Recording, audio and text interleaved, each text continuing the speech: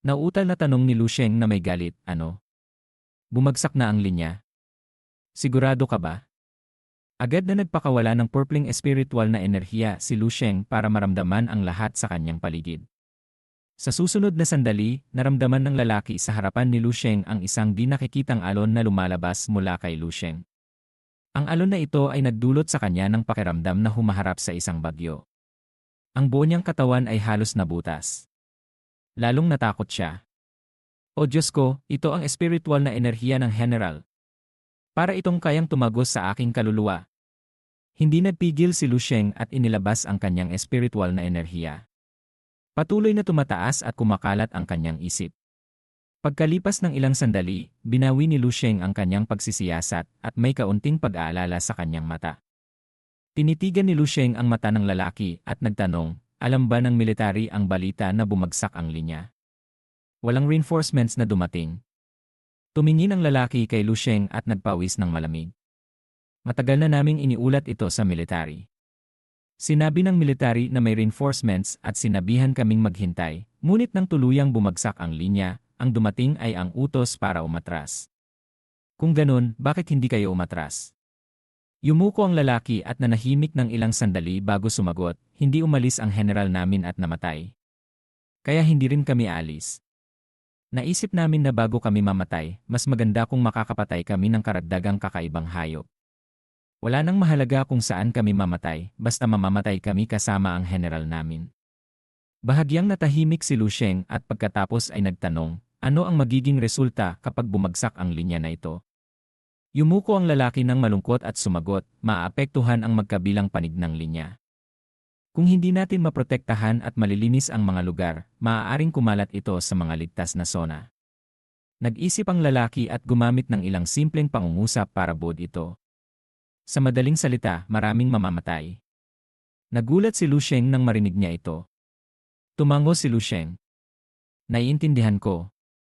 Pagkatapos, malamig na tumalikod ang binata at nagpatuloy sa paglalakad papunta sa kanluran. Hindi siya naglakad ng mabilis o mabagal, ngunit ang kanyang bilis ay napakabilis. Nang makita niyang malapit nang mawala ang likod ni Lu Sheng, naalala ng lalaki ang isang bagay at nag-aalalang sumigaw, General, ang lugar na iyon ay ang war zone na may napakaraming mababangis na kakaibang hayop. Alam ko. Ang boses ni Lu Sheng ay narinig mula sa malayo, nadala ang kanyang pagiging kalmado mula simula hanggang katapusan. Pupunta ako roon para makita kung may maisasalba pa ako. Agad na natigilan ang lalaki na nagdududa kung mali ba ang narinig niya. Nakanganga ang lalaki sa hindi makapaniwalang ekspresyon. Magliligtas? Nag-iisa lang siya. Sa isang iglap, nawala na si Lu Sheng. Naglakad si Lu Sheng na parang hangin, na parang malaking ibon na lumilipad sa pagitan ng mga lungsod. Pagkatapos na masira ang kanyang espiritual na enerhiya sa level 7, sinubukan ni Lu Sheng na lumipad ng ganap gamit ang kanyang espiritual na enerhiya. Bilang resulta, nagawa niya ito, ngunit mas mabagal ang bilis kumpara sa pagtakbo sa lupa. Sa ilang partikular na sitwasyon, napakakinabang nito. Halimbawa, pagtalon mula sa eroplano nang hindi gumagamit ng parachute. Habang dumadaan sa mga guho ng lungsod, papalapit si Lu Sheng sa paligid. Unti-unti itong naging maingay. Mga sigaw ng kakaibang hayop, putok ng machine gun, mga pagsabog ng bala, halo-halong galit, sigaw at baliw na pagtawa. Huminto si Lu Sheng sa itaas ng mataas na gusali sa gilid ng lungsod. Tumingin siya sa senaryo sa ibaba at walang nakaligtaan. Maraming armored na sasakyan, tank, at iba pang inabandunang sasakyan ang nakasalansan para bumuo ng mahabang linya na 4 bawas 5 metro ang taas na nakapaligid sa gilid ng lungsod. Ipinapaalala ng tanawin na ito kay Lu Sheng ang ilang laro at pelikula na may tema ng apokalipse na nilalaro niya noong nakaraan. Ang linya sa harapan. Sa kasamaang palad, punit na ang military line na ito. Nagulat si Lu Sheng sa senaryo sa harapan niya. Ang mga kakaibang hayop ay parang tubig na bumubulwak mula sa kuwebang malayo. Makikita na hindi lang isa ang kakaibang hayop na level 7 na nagkukumpulan sa battlefield. Ang dahilan kung bakit hindi pa tuluyang nakapasok ang grupo ng mga kakaibang hayop sa mga guho ng lungsod ay dahil may apoy pa ring nagliliyab sa linya. Nang makita ang sobrang laking kakaibang hayop at maraming kakaibang hayop sa likod, nagulat at napabulalas ang binata, ang dami nila. Pagkatapos ng pagtingin sandali, naintindihan ni Lu Sheng ang pangkalahatang sitwasyon. Direkta siyang tumalon mula sa bubong.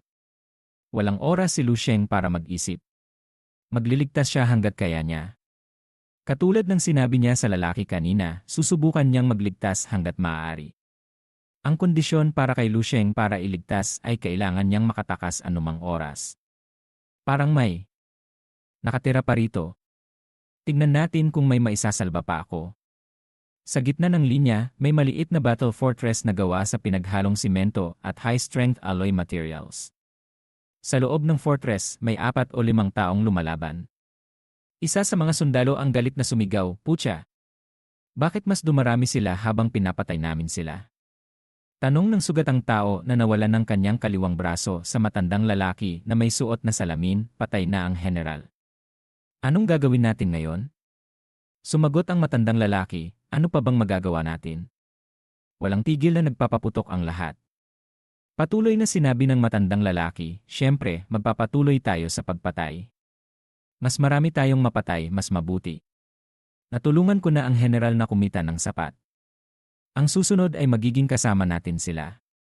Patuloy na naghagis ng granada ang matandang lalaki at tumawa, haha. Tumawa ang malakas na lalaki sa malapit, haha. Kumuha siya ng sigarilyo at inilagay ito sa mainit na baril at sinindihan. Humitit siya ng malalim at pagkatapos ay pinalitan ang baril at nagpatuloy sa pagpapaputok. Tama.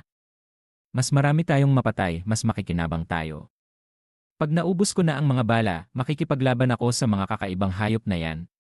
Galit na sumagot ang matandang lalaki na may dalang explosives. Matagal na akong nakapagtabi ng sapat na explosives para gawing patag ang lahat ng hayop na yan.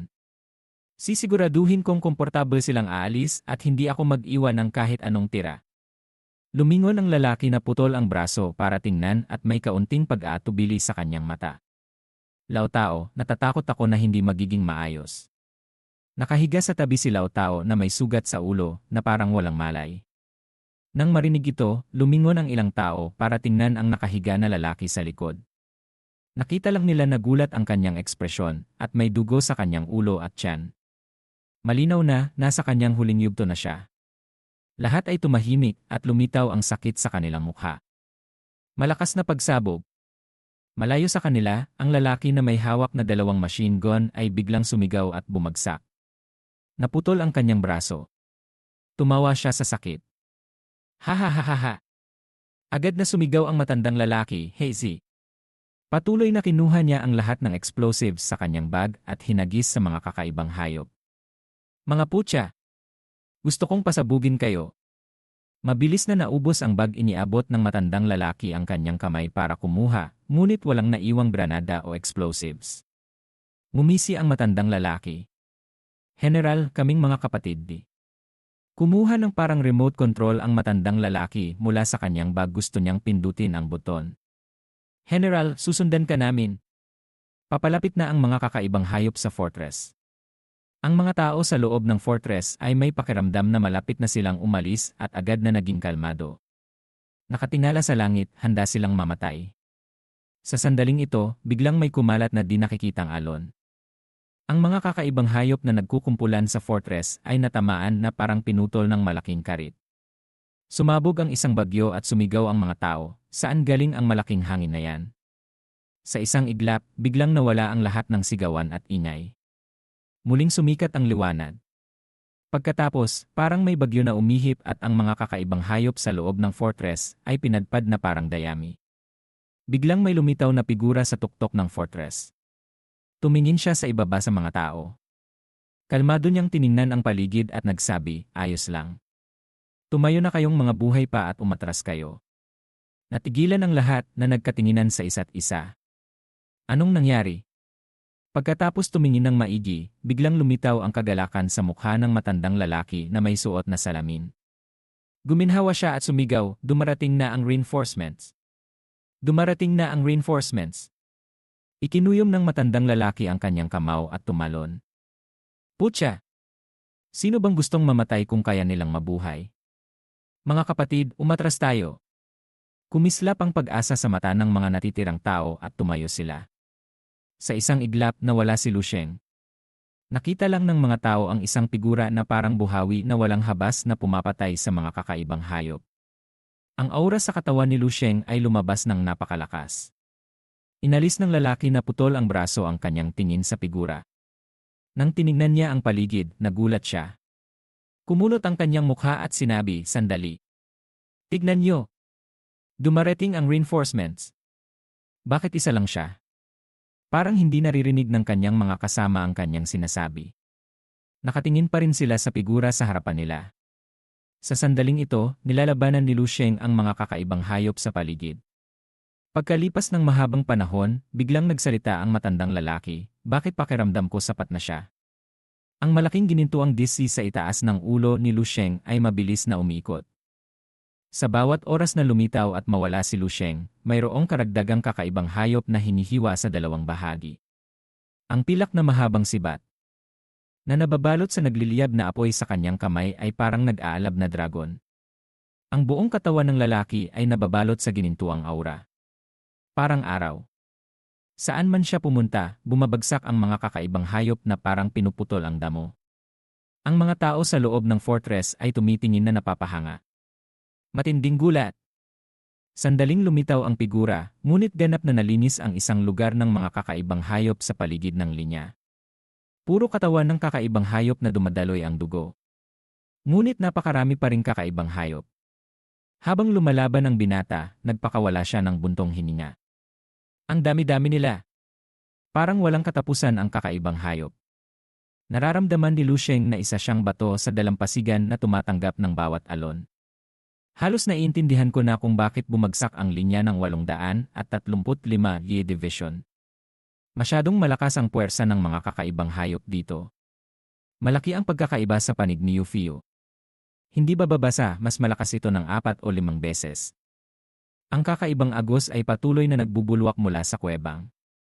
Kahit si Lu Sheng ay nakakaramdam ng kaunting pressure at tumataas ang pressure. Ngunit masaya siya. Tinignan ng binata ang mga kakaibang hayop na may malamig na mata at bumulong, "Kung ganun, makikipaglaban ako ng husto." Habang may espasyo sa grupo ng kakaibang hayop, dahan-dahang nagalaw si Lu Sheng.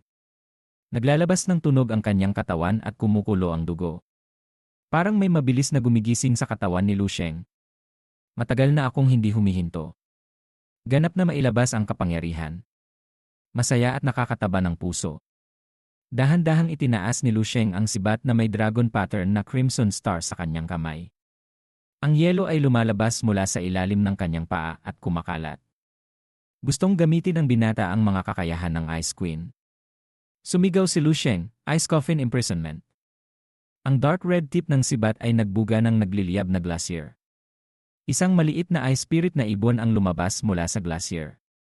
Ikinakalat nito ang icebone wings na tulad ng karit, ngunit mayroong pula na apoy na naglalagablab sa asul na yelo na pakpak.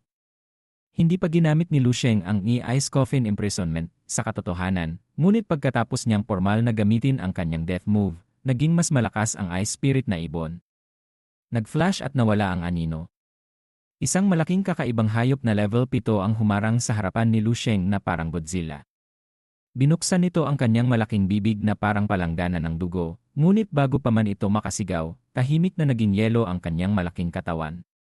Mabilis na lumipad ang ice spirit na ibon sa kakaibang hayop. Ang malaking ice sculpture ay gumuho na may malakas na dagundong. Ang dugo at internal organs ng kakaibang hayop ay nagkadikit-dikit na parang nasunog ng apoy. Ice and Fire Dual Heaven. Kalmado ang mata ni Lu Sheng na parang tubig, ngunit napakasaya ng kanyang puso. Ngumisi ang binata. Matagal na siyang nakapasok sa ika-2 ni layer ng on-moving meditation technique. Ang nagpasaya sa kanya ay ang ika-2 ni layer ng on-moving meditation technique ay may malaking amplification sa elemental control na hindi ganoon kaliit gaya ng kanyang naisip noong una. Hindi lang tumaas ang kanyang elemental control, kundi kaya niyang kontrolin ang maraming elemento. Ito ay isang paglabag sa langit. Napakalakas ng breathing technique. Ang saya-saya. Habang mas nauunawaan ni Lu Sheng ang technique, mas nararamdaman niya ang misteryo sa loob nito. Ice, fire, wind, earth, lightning, iba't ibang elemental power ang nagpalipat-lipat sa kamay ni Lu Sheng na nagpapahirap sa mga kakaibang hayop hanggang kamatayan. Pumasok si Lusheng sa isang estado ng pagkalimot. Nararamdaman lang niya na sa kanyang isip, ang iba't ibang emosyon tulad ng inspirasyon at banggaan ay patuloy na lumalabas. Hindi kakaunti ang elemental control na naintindihan niya, ngunit napakakaunting beses niya itong ginamit. Maliban sa wind breathing technique at fire breathing technique, ang iba pang mga elemento ay madalas na nakalagay sa sulok at bihirang gamitin ni Lusheng. Ngayon alam na ni Lusheng kung gaano kalakas ang elemental control na ipinapares sa malalakas na martial arts sa battlefield. Sumigaw ang binata, "Breath of metal, breath of fire." Sa malamig na mata, mariin tumapak si Lusheng sa lupa at lumipad. Breath of earth, breath of wind. Sunod-sunod na mga epekto ng mga elemento ang pumalibot kay Lusheng at ang momentum ay lumalakas. Ang binata na ito ay parang isang diablo. Mahigpit na winagayway ang sibat na may dragon pattern na crimson star.